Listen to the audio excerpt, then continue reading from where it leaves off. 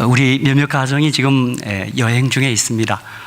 계속 기도해 주시고, 또 우리 신소라 아버님과 장남순 어머니 조금 궁금해 하실 것 같아서 경과를 말씀드리겠습니다.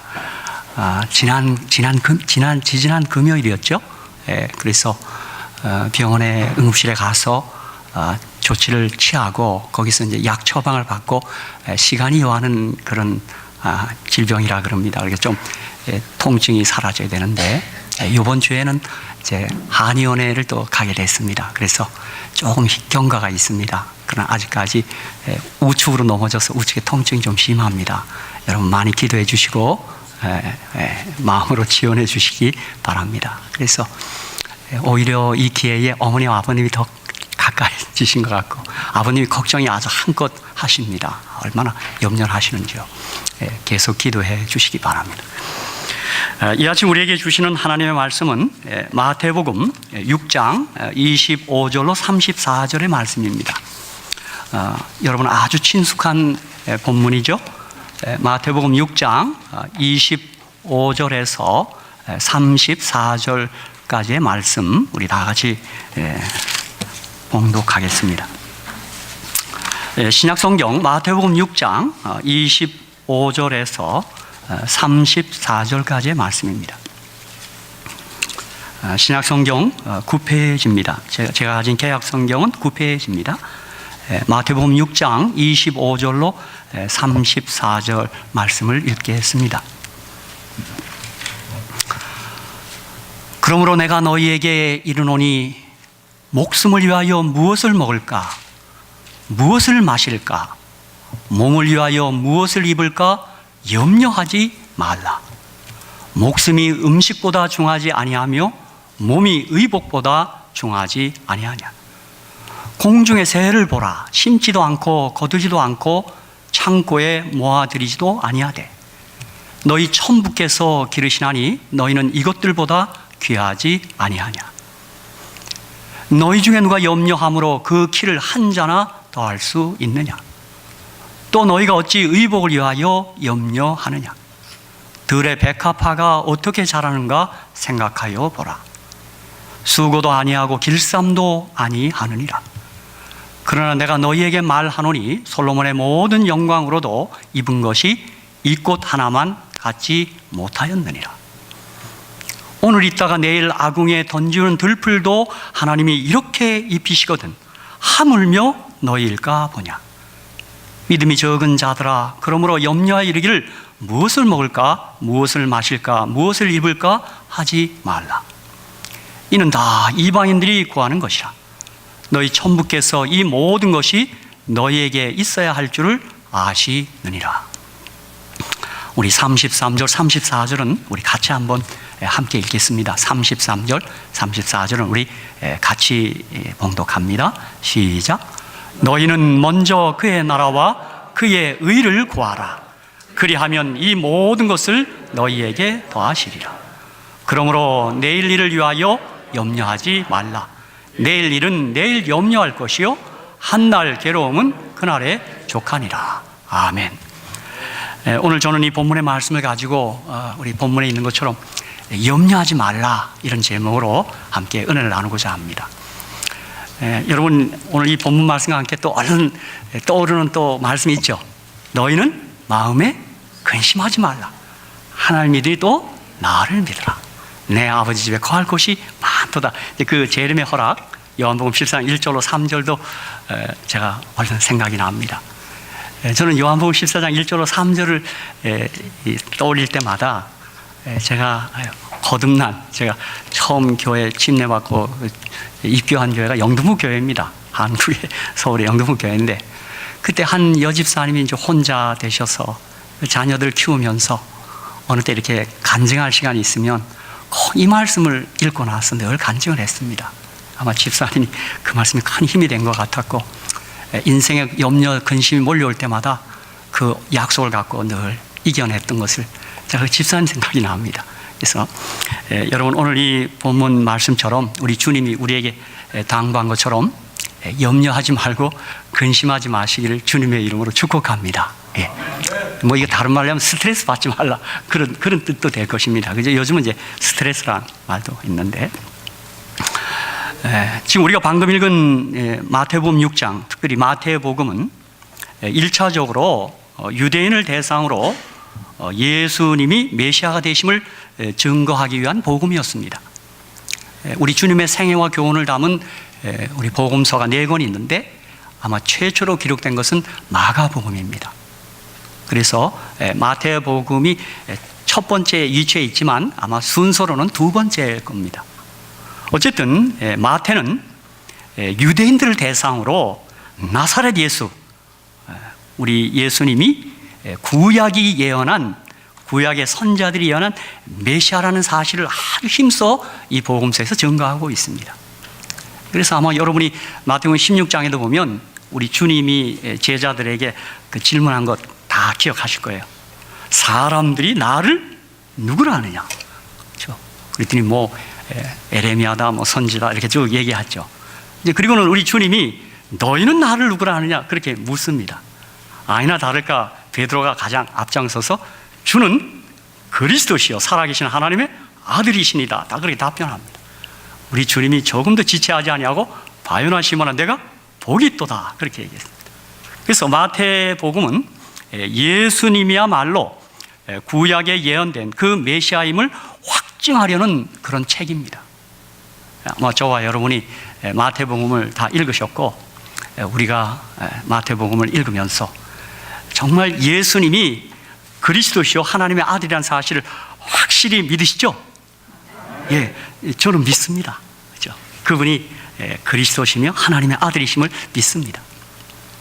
그런데 마태복음을 자세히 살펴보면 28계장으로 되어 있는데 마태복음은 크게 5 부분으로 이렇게 배열이 되어 있습니다. 여러분 아마 마태복음을 이렇게 자세히 읽어보면 마태복음은 크게 5 부분으로 되어 있습니다.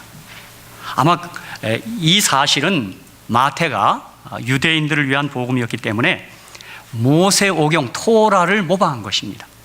토라가 5권입니다. 창세기, 출애굽기, 레위기, 민수기, 신명기. 그래서 어떻게 마태복음을 5 부분으로 구분하는가? 그것은 여러분이 이제 마태복음을 읽다가 마치심에라는 단어만 찾으면 됩니다. 자, 최초로 마태복음 7장 28절에 예수께서 이 말씀을 마치심에 무리들이 그 가르치심에 놀래니. 그래서 첫 번째 분이 이제 마치시는 겁니다. 두 번째는 마태복음 11장 1절에 예수께서 12 제자에게 명하시기를 마치시고 이에 저희 여러 동네에서 가르치시며 전도하시려고 거기를 떠나 가시니라. 거기 마치시고, 그 다음 세 번째 마태복음 13장 53절에 예수께서 이 모든 비유를 마치신 후에 거기를 떠나사. 그러니까 이게 세 번째 부분입니다. 마태복음 19장 1절 예수께서 이 말씀을 마치시고 갈릴리에서 떠나 요단강 건너 유대 지경에 이르시니. 그렇게 되어 있습니다. 다섯 번째 마태복음 26장 1절에 예수께서 이 말씀을 다 마치시고 제자들에게 이르시되. 혹 여러분 마태복음 읽으시다가 이 부분을 발견하신 분이 계시죠? 이게 5 부분에서 마치시고 이렇게 나왔습니다. 그래서 마태복음은 크게 5 부분으로 나눕니다. 이미 말씀드린 것처럼 이것은 토라를 모방한 것입니다. 모세, 오경 5권의 책을 모방. 특별히 이 5 부분에서 5 부분이 있는데 그 5 부분에 5 뭉치의 설교가 있습니다. 그래서 마태복음은 예수님의 5편의 설교를 담고 있는 책입니다. 자, 우리가 잘 아는 대로 첫 번째 부분 마태복음 7장 28절에 이 말씀을 마치심에 하는데 바로 그 부분에 마태복음 5장에서 7장까지 산상에서 한 산상설교가 있습니다. 어떤 분은 이 부분은 천국의 법령, 천국의 윤리가 담겨져 있다 그렇게 말합니다. 그리고 두 번째 부분 마태복음 11장 1절 12 제자에게 명하시를 마치시고 했는데 바로 마태복음 10장에 사도들에게 행한 설교가 있습니다. 제자 파송장이라고도 하는데 천국의 전파를 위하여 제자들 파송하면서 하신 주님의 설교가 있습니다. 어떤 분은 그래서 마태복음 10장을 예수님을 랍비라고 했어요. 교장 선생님을 보고 교장 선생님의 졸업 축사였다. 뭐 그렇게도 얘기하는 사람이 있습니다. 또 마태복음 13장 세 번째 부분에서는 이미 말씀드린 것처럼 13장 53절에 예수께서 이 모든 비유를 마치신 후에 그렇게 했거든요.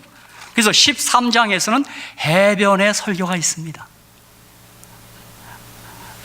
그 13장에 보면 8가지의 비유로 우리 주님이 천국에 대해서 잘 말씀하시고 설교하셨습니다. 또 5번째는 마태복음 18장에 교회 훈련장이라고 이름이 붙여졌는데, 그 18장에서는 용서에 관한 설교를 하셨습니다. 그래서 이것을 천국의 친교다 그렇게 말합니다. 그래서 우리 이 교회라는 데가 서로 이렇게 같이 어울려 살다 보면 원치 않게 좀 실수할 때도 있고 또 잘못할 때도 있어요.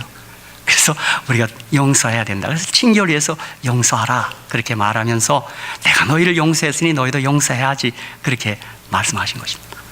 그리고 5번째 부분에서는 우리가 잘 아는 마태복음 23, 24, 25장에 보면 7의 화, 그 다음에 말세 설교, 즉 종말론에 대하여 5번째 행한 설교가 바로 5째 부분에 위치해 있는 것입니다.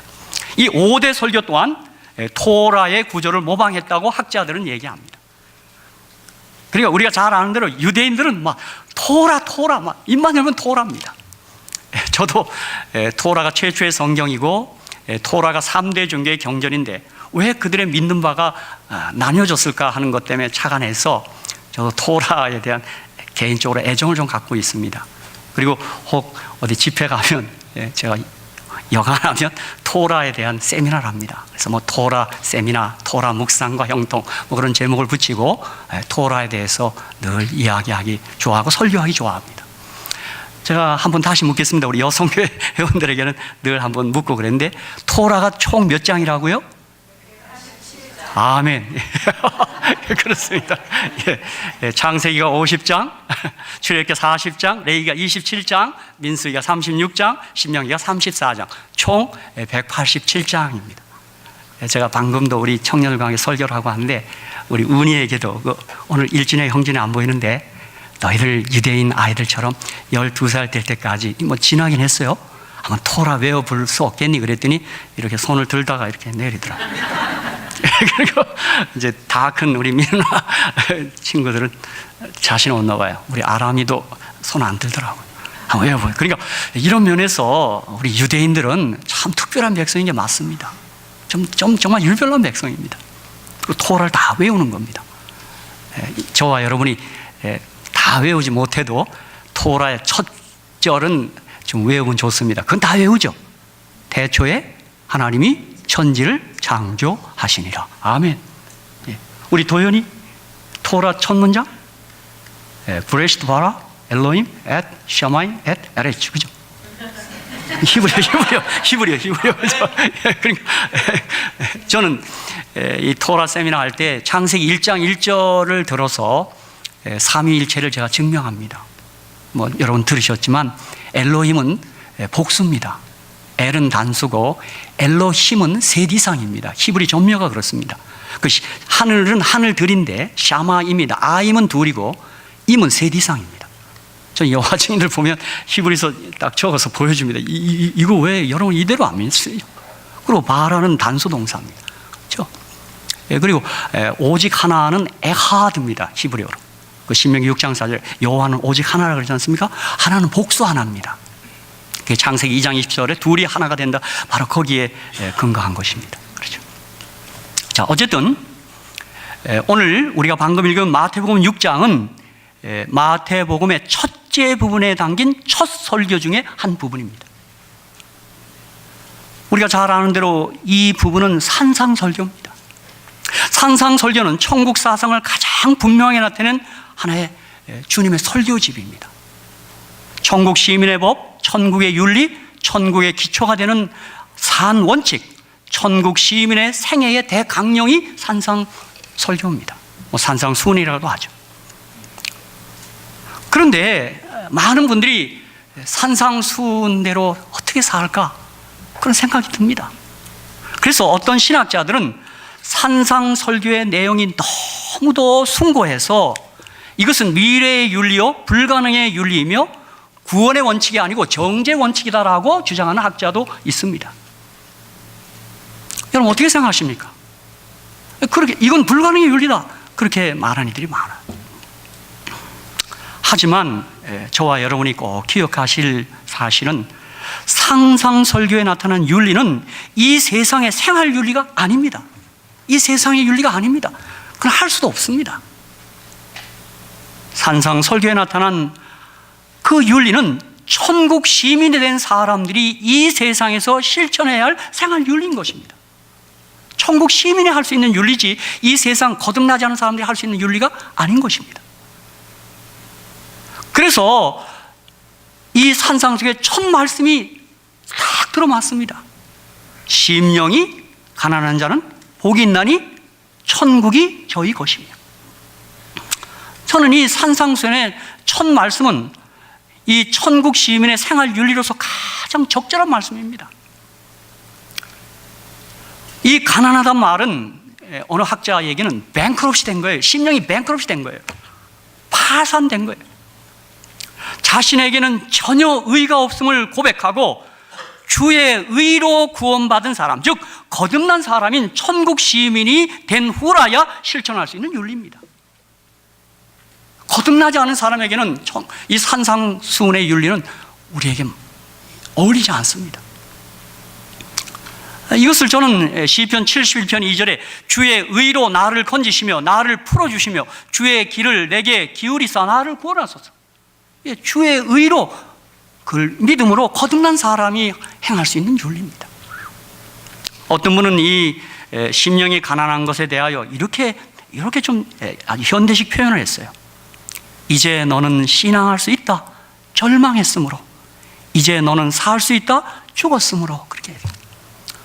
내가 주님 앞에 비춰보니 내가 죽은 사람입니다. 아니 사실 죄로 말하면 우리 죽은 자죠. 죽은 자는 할 수 없습니다. 아무것도 못합니다. 생명 대신 예수를 영접하고 산 자가 되어서 할 수 있는 윤리가 산상수훈의 윤리입니다. 그렇죠? 그러므로 산상설교에서 하신 주님의 명령은 우리 스스로 노력하라는 것이 아니고 주님을 영접함으로 성령으로 말미암아 은혜로 행하라는 그런 윤리인 것입니다. 여러분, 그런 면에서 우리가 그리스도를 믿음으로 날마다 거듭난 사람이 되어야 합니다. 나는 죽고 내 안에 예수 사는 것입니다. 오늘 아침에 참 우리 목사님께서 참 성경 암송 얘기하시는데 참 제가 공감이 되더라고요. 내가 그리스도의 십자가에 못 박혀 이제 내가 산 것이 내 안에 나를 사나 나를 위하여 죽 그분이 사셔야 돼요. 그렇지 않고는 이건 불가능한 얘기입니다. 그렇죠? 그래서 기독교는 자꾸 죽으라 그럽니다. 아니 죽으라 그러지 않고 이미 사실 우린 죽어 있는데 자꾸 죽은 거 확인해라 그러는 것 같아요.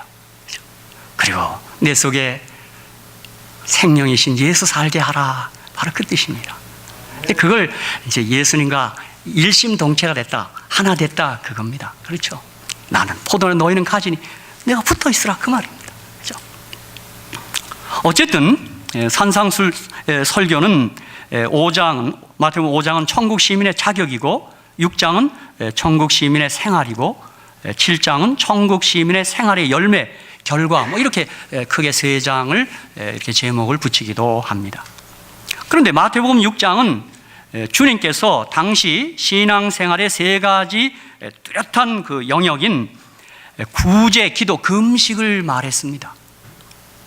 그러면서 이 구제와 기도와 금식을 남에게 보이려고 하지 말라, 그렇게 얘기했습니다. 이 놀라운 신앙의 아주 참 훌륭한 이 영성 분야를 혹 남을 의식하고 할 수 있다, 그렇게 얘기한 거예요. 저는 이것을 좀 달리 표현하면 사람에게 보이고자 하는 욕망 갖지 말고 하나님의 인정만을 의식하고 생활하는 자가 되라, 그 말입니다.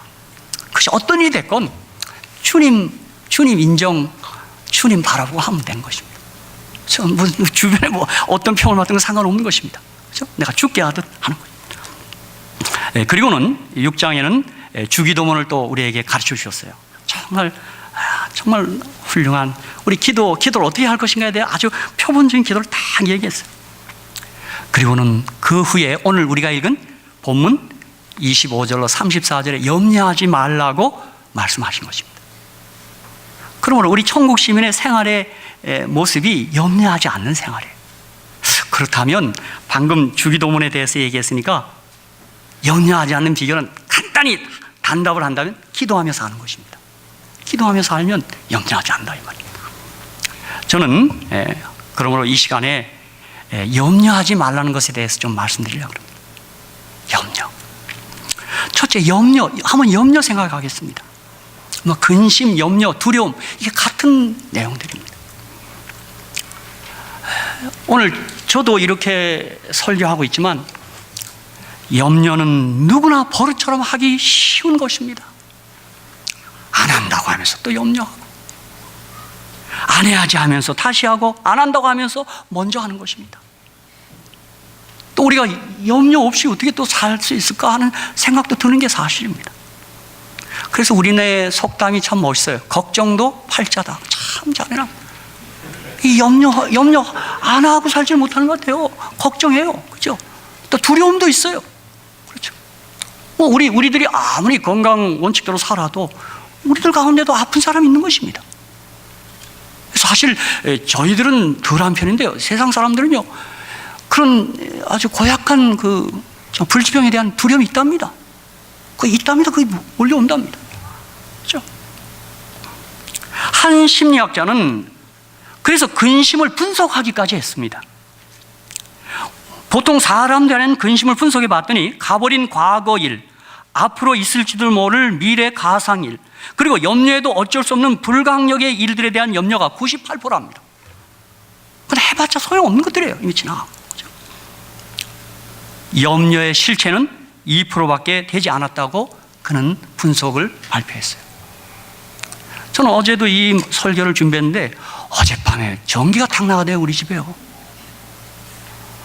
그 염려하지 말라 그러면서 잠은 잤으면서도 계속 불 들어왔나 안 들어오대요. 아침까지 안 들어오는데 다른 건 다 해결됐는데 가라지 도어가 어떻게 하는지 모르겠어요. 우리 집사님들 도움을 입어서 탁 당기니까 수동으로 되대요. 그죠? 약간의 해프닝이 있었습니다. 그건 말하지 않겠습니다. 아주 어색했어. 그러니까 염려. 저는 어제 설교 염려 이거 안 했더라면 염려 밤새 했을 거예요. 그죠? 어떻게 됐나? 어떤 분은 이 염려를 안개에다 비유를 했습니다. 참 멋진 비유인 것 같아요.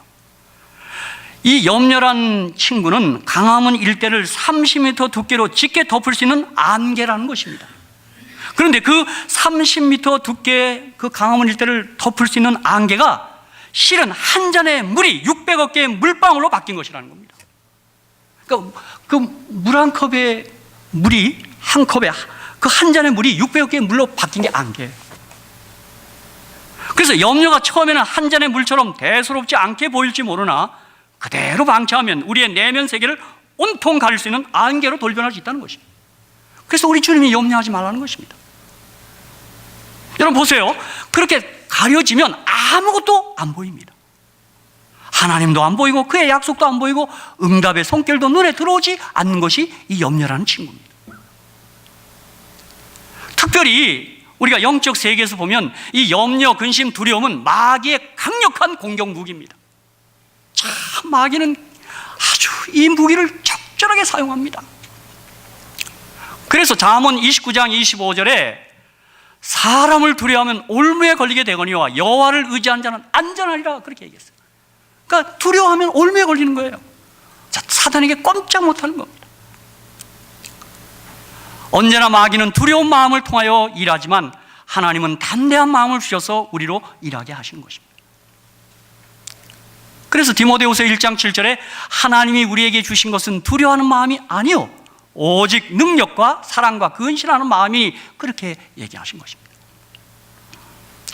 여러분 우리가 아는 대로 모세가 죽은 후에 여호수아가 그의 새로운 사명을 앞에 두고 얼마나 두려웠겠어요. 그렇죠? 그 모세의 그 크기에 비해서 자기가 얼마나 왜소해 보였겠어요. 두려워하고 있는 여호수아에게 하나님이 나타나셔서 마음을 강하게 하고 담대하라고 주님이 그것을 명령하십니다. 그렇죠? 물론 그 뒤에 토라 율법을 주야로 묵상하라 그러면 형통하겠다 그렇게 말씀하십니다. 그러므로 저와 여러분이 하나님의 일꾼으로서 근심하거나 두려워하면 담대하지 않으면 하나님의 사명을 감당할 수가 없는 것입니다. 그래서 우리 그리스도인 일꾼들은 끝없이 온유하고 겸손해야 되지만 어느 순간에는 좀 담대함도 있어야 될 줄로 믿습니다. 그렇죠? 좀 탐내야 돼요. 그죠? 예? 그래서 외유내강해야 돼요. 겉으로 부드럽지만 강한 것입니다. 근데 우리는 좀 강하게 하려고 하면 고집으로 또 바뀌어버려. 그 사실이죠. 저도 좀 강해야지 그러면 고집이 많다. 그래. 그렇죠. 저는 특별히 우리 주님 요한복음 14장 27절에서 평안을 너희에게 주노니 곧 나의 평안을 너희에게 주노라. 내가 너희에게 주는 것은 세상이 주는 것 같지 아니하니라. 너희는 마음에 근심도 말고 두려워하지도 말라. 근심은 우리의 평안을 뺏어갑니다. 그래서 근심, 스트레스는 건강을 뺏어갑니다. 제가 보니까 아무리 음식 가려 먹고 아무리 보약을 드셔도 신경 쓰는 분 건강하지 않습니다. 그죠? 그죠? 싱글벙글하는 사람이 그래도 좀 부실해 보여도 그죠? 건강합니다. 아멘? 예. 전홍의 어머니 제가 또 부탁합니다. 자꾸 웃으시기 바랍니다. 예. 예, 자꾸 웃으셔야 합니다. 예. 그래야 됩니다. 네. 제가 언제도 얘기했죠. 항상 기뻐하라. 그건 무리한 얘기입니다. 그건 미치란 얘기입니다. 제가 미친 사람은 항상 기뻐합니다. 여러분, 정말 예수님께 미치셔야 합니다.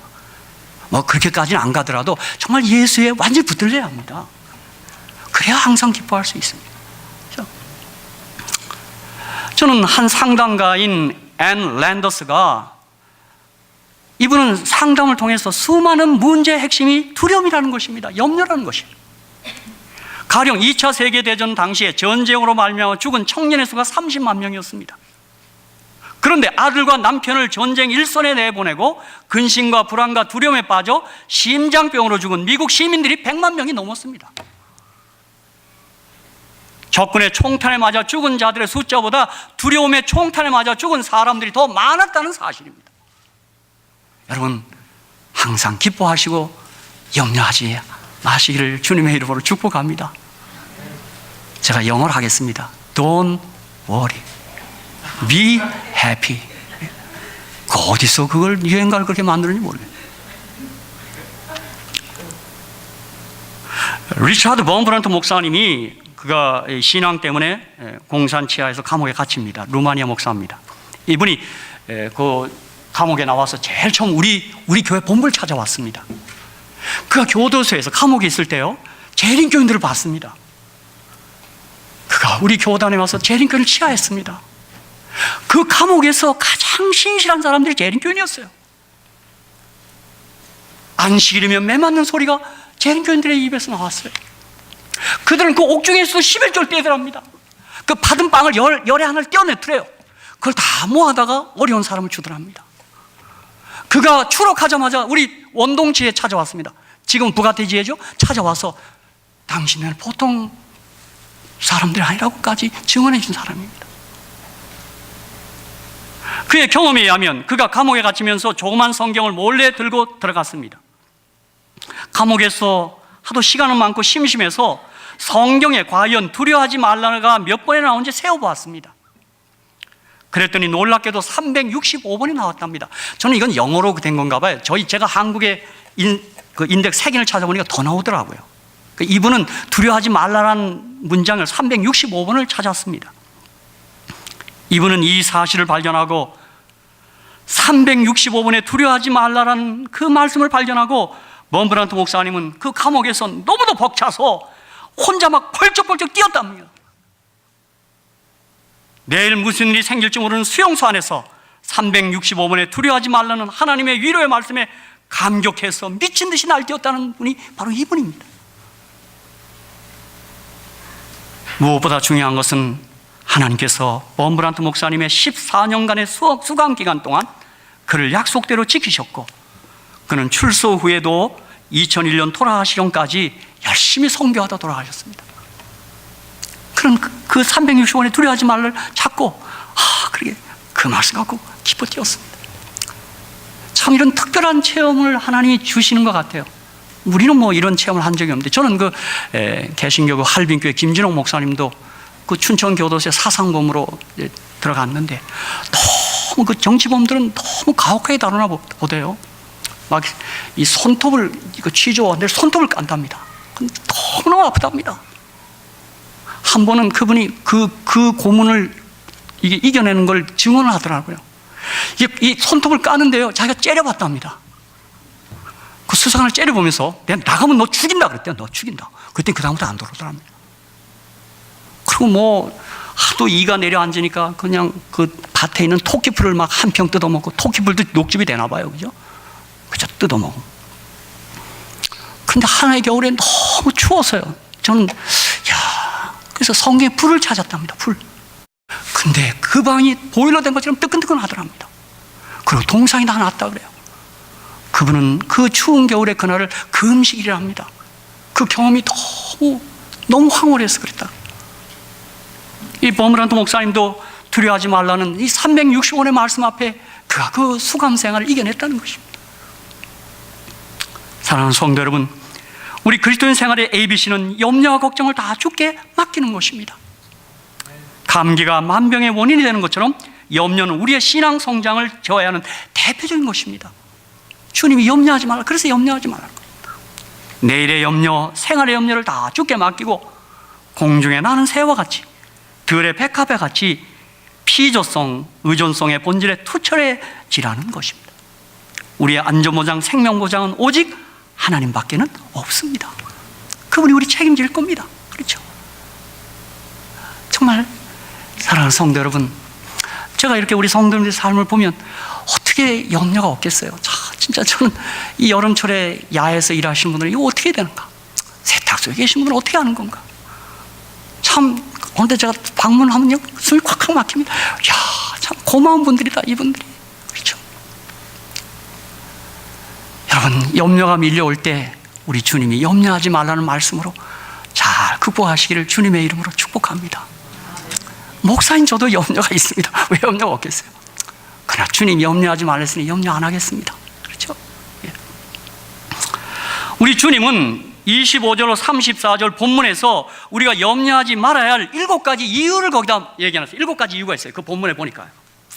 첫째, 생명을 창조하신 분이 필요한 다른 것도 주실 것이니 염려하지 말라 그랬어요. 뭐 창조에 보면 창조에 면류관은 사람인데 그 전에 지은 피조물들도 다 먹이고 입히는데 넌 염려하지 말라는 것입니다. 창세기 얘기한 겁니다, 보니까. 두 번째는 염려는 오늘을 위한 노력을 방해하니 하지 말라는 것입니다. 세 번째, 염려는 해만 되니 하지 말라는 것입니다. 네 번째, 믿는 자들에게 하나님은 깊은 관심을 갖고 있으니 염려하지 말라는 것입니다. 다섯 번째, 염려는 믿음이 적은 자들아 신앙 부족의 결과이니 믿음을 가지라, 그렇게 말씀해요.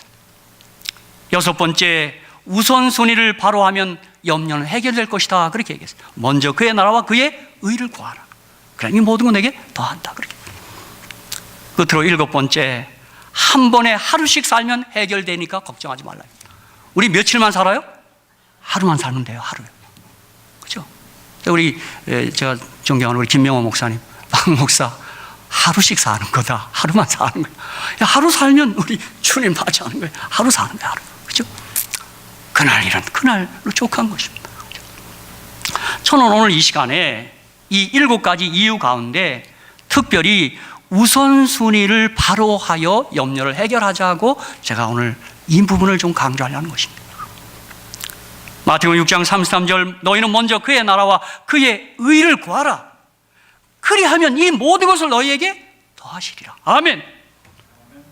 저는 7가지 이유 중에 이 대목을 좀 주목하자 하는 것입니다. 제가 이 대목을 제가 이번 주간에 가만히 묵상하면서 참 밀려오는 감동을 주체할 수가 없었습니다. 여러분, 그렇다면 어떻게, 어디서 이 의를 구할 것입니까? 구하라 그랬잖아요. 그렇죠? 어디서 구합니까? 마태복음 3장 13절을 17절을 좀 펴시기 바랍니다. 여기 답이 있습니다. 답이요. 우리가 구할 의가, 먼저 구할 의가 도대체 어디에 있는가? 오늘 나라는 여러분이 교과 시간에 통치권에 대해서 배웠으니까, 그렇죠? 주님의 통치를 우리가 받아들이는 거죠. 죄는 통치권 가진 주님을 밀어내고 내가 통치권자가 되겠다는 거 아니겠어요? 이때 예수께서 갈릴리로서 요단강 이르러 요한에게 침례를 받으려 하신대. 요한이 말려 가로되 내가 당신에게 침례를 받아야 할 터인데 당신이 내게로 오시나이까? 예수께서 대답하여 가라사대 이제 허락하라. 뭐라 그랬습니까? 한번 같이 읽겠습니다. 시작.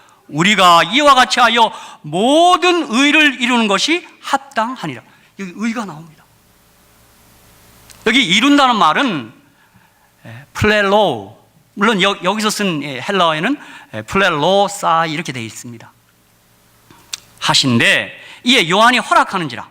예수께서 침례를 받으시고 곧 물에서 올라오실새 하늘이 열리고 하나님의 성령이 비를 같이 내려 자기의 임하심을 보시더니 하늘로서 소리가 있어 말씀하시되 이는 내 사랑하는 아들이요 내 기뻐하는 자라 하십니다. 여러분, 주님의 침례가 어떻게 의를 이루는 것입니까? 우리의 침례, 우리가 이제 다음 주에 있을 침례는 정말 우리가 죄를 씻고 회개하는 것입니다. 그렇죠? 그럼 주님은 죄도 없신 분이 왜 침례를 받았을까요? 그리고 의를 이룬다는 말은 무슨 뜻일까요? 여러분, 주님의 침례는 우리가 잘 아는 대로 주님의 죽으심과 장사하심과 부활하심을 그 예식을 통하여 우리에게 데몬스트레이션, 프로모션한 겁니다. 온 우주 앞에 그분의 공생의 시작 전에 자신의 죽으심과 부활하심을 천명한 것입니다. 바로 거기에 우리를 구원할 의가 마련된다는 그런 사실입니다. 바로 이 사실이 선포되자마자 사탄 마귀는 주님이 십자가로 가는 길을 그토록 방해한 것입니다. 4장부터 방해한 겁니다. 하나님의 아들이 왜 그 일을 하냐 이겁니다. 특별히 마태복음 27장 40절에 가로되 성전을 고 사흘에 짓는 자여 내가 만일 하나님의 아들이거든 자기를 구원하고 십자가에서 내려오라. 왜 그 일을 하고 있냐 이겁니다. 당신 하나님이 아니냐 이겁니다. 주님의 침례가 의를 이룬다는 뜻은 주님의 침례는 그분의 공생애를 시작할 즈음에 그분의 죽으심과 부활하심을 미리 온 우주 앞에 천명하신 것입니다. 그리고 거기서 우리를 구원할 의를 마련하시겠다는 것입니다. 그래서 사탄은 주님이 십자가로 나가는 일을 그렇게 방해한 것입니다. 사도 바울은 이 사실 때문에 로마서 4장 25절에 예수는 우리 범죄함을 위하여 내어줌이 되고 또한 우리를 의롭다 하심을 위하여 살아나셨다 그랬어요. 주님의 죽으심과 부활로 우리의 의가 거기 마련된 겁니다. 우리를 구원할 의가 마련된 것입니다. 그건 그리스도의 의입니다. 그렇죠? 여러분, 놀라운 사실은 엘렌 화이트는 마태복음 5장 17절과 마태복음 3장 15절이 같은 내용이라고 얘기했어요. 5장 17절 내가 율법이나 선자나 폐하러 온 줄로 생각지 말라. 폐하러 온 것이 아니요 완전케 하려 함이로라. 그 완전케가 플레로사이 그 같은 단어를 썼습니다. 헬라어를. 제가 기가 막혔습니다. 화이트는 이렇게 보셔. 이거 헬라어를 보신 건가? 율법을 완전케 한다는 말이 뭐냐면 우리의 의를 이루신 겁니다. 그의 죽으심과 부활을 통해 의를 이루는 거예요. 그래서 예수님이 너희의 의가 서기관과 바리새인보다 더 나았지 못하면 결단코 천국에 들어가지 못하는 말이 그 말입니다. 바리새인과 서기관에는 율법의 의, 행함의 의입니다. 그런데 너희의 의는 믿음의 의요 그리스도의 의입니다. 바울은 빌립보서에서 내가 이제까지 율법으로 행하면 의로웠다 그랬는데 그거 다 주님을 알고 나서는 다 배설같이 여긴다 그 말입니다. 이것 때문에 로마서 6장 3절로 5절에 무릇 그리스도 예수 앞에 침례를 받은 우리는 그의 죽으심과 합하여 침례 받은 줄을 알지 못하느냐. 그러므로 우리가 그의 죽으심과 합하여 침례를 받음으로 그와 함께 장사되었나니 이는 아버지의 영광으로 말미암아 그리스도를 죽은 자 가운데서 살리신 것 같이 우리로 또한 새 생명 가운데 행하게 하려 함이니라. 로마서 6장 5절입니다. 만일 우리가 그의 죽으심을 본받아 연합한 자가 되었으면 또한 그의 부활을 본받아 연합한 자가 되리라. 주님의 침례는 주님의 죽으심과 부활하심을 드러낸 것이고 우리의 침례는 주님과 함께 연합하여 우리 자신이 주님과 함께 죽고 주님과 함께 부활해서 새 사람 되는 것, 거듭나는 것을 가리키는 겁니다. 그래서 침례는 우리를 죄를 씻는다는 의미가 바로 그것입니다. 우리의 죄를 그리스도의 의와 어떻게 교환하는 것입니다. 그게 침례입니다. 제가 그런 면에서 로마서 10장 4절에도 그리스도는 모든 믿는 자에게 의를 이루기 위하여 율법의 마침이 되시다고 그렇게 사도 바울은 써놨어요. 로마서 13장 8절로 10절에서는 피차 사랑의 빛 외에는 아무에게든지 아무에도 지지 말라. 남을 사랑하는 자는 율법을 다 이루었느니라. 여기 이루었느니라가 플레로 바로 막 그 단어 같은 단어를 썼습니다. 보니까요. 주님이 죽으시고 부활하신 이유는 뭘까요? 주님 우리 사랑해서 그렇습니다.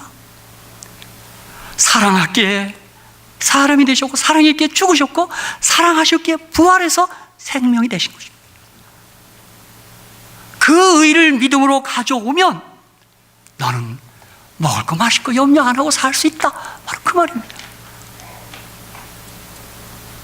사랑하는 성도 여러분, 이 은혜로 주어지는 의, 사랑으로 말미암는 의, 그 사랑에 감격하여 사는 사람은 생활을 염려할 필요 없다. 바로 그 말로 저는 대신할 수 있습니다. 여러분, 그분의 그 죽으심과 부활에 나타난 그 의, 그 사랑에 저와 여러분이 날마다 감격하고 취해서 살아야 합니다. 그렇게 그 감격하면 우리 먹을 거 마실 거 다 알아서 해주겠다, 이 말입니다. 저는 이 말도 좀 새롭게 표현하면, 제가 한때 얘기했습니다.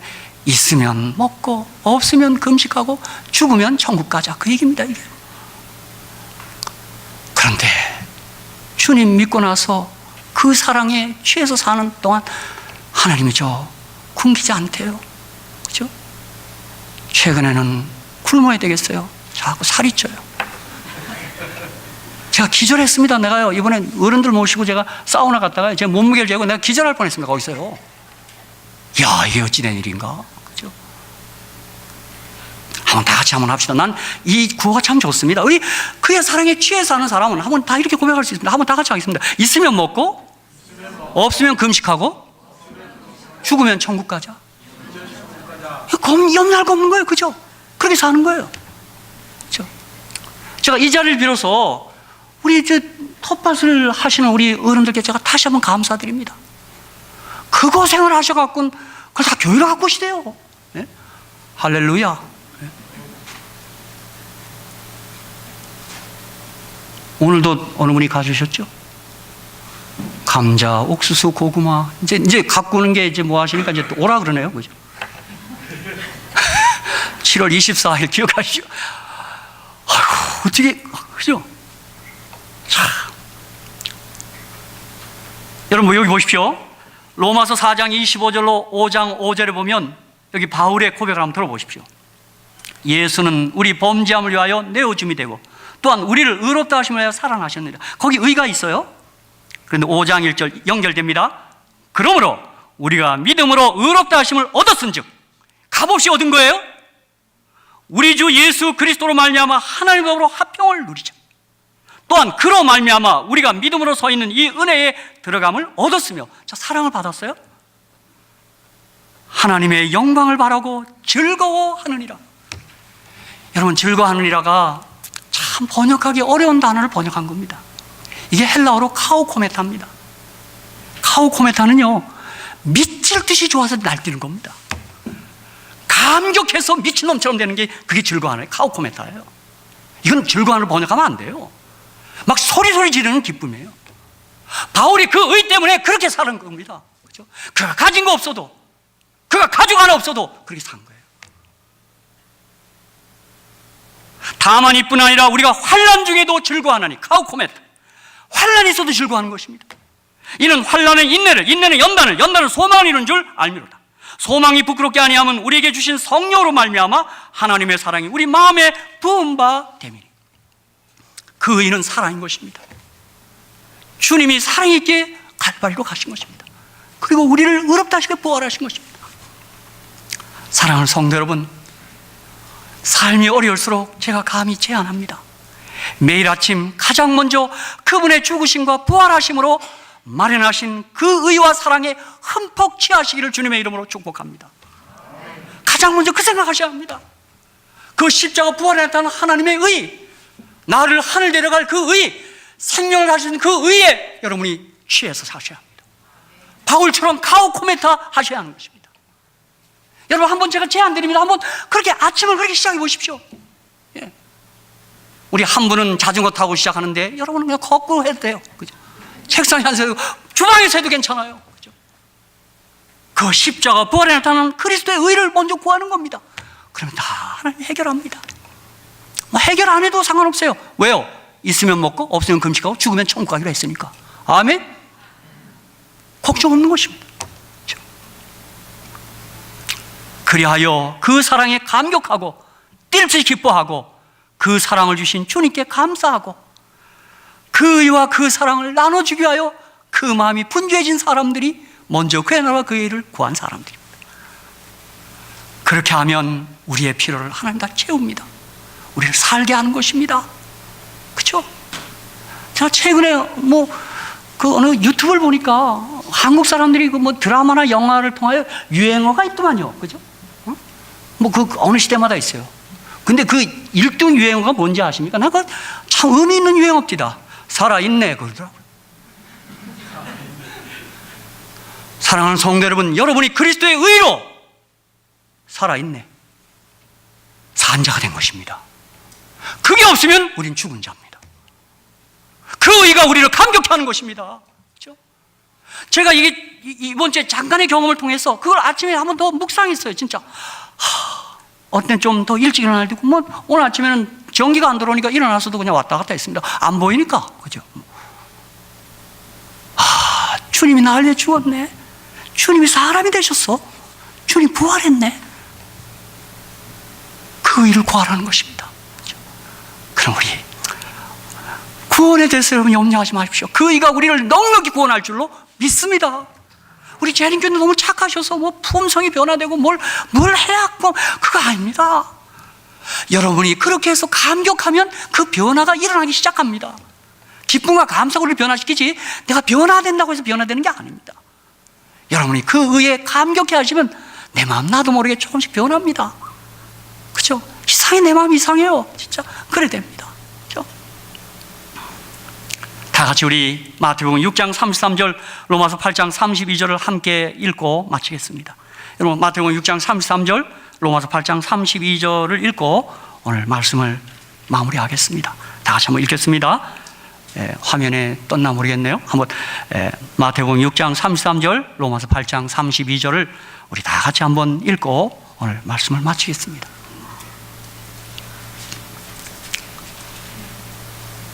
다 같이 시작. 너희는 먼저 그의 나라와 그의 의를 구하라. 그리하면 이 모든 것을 너희에게 더하시리라. 아멘. 로마서 8장 32절입니다. 시작. 자기 아들을 아끼지 아니하시고 우리 모든 사람을 위하여 내어주시니가 어찌 그 아들과 함께 모든 것을 우리에게 은사로 주지 아니하시겠느냐. 아멘. 이 사실로 저와 여러분의 삶이 염려 없는 삶, 가장 행복하고 기쁨이 넘치는 삶이 되시기를 주님의 이름으로 간절히 축복합니다. 아멘.